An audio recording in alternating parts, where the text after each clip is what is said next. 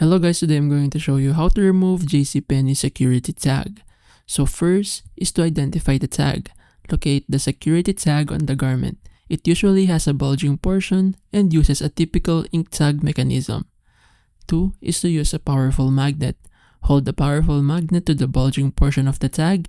Squeeze the two halves of the tag together while holding the magnet in place. 3rd is to disengage the mechanism. The magnet will release the spring-loaded plunger inside the tag. Gently pull the two halves apart to remove the tag. So handle it with care. Be cautious when handling security ink tags because if not removed properly, the ink vials inside can break and stain the garment. It can also be a sound alarm.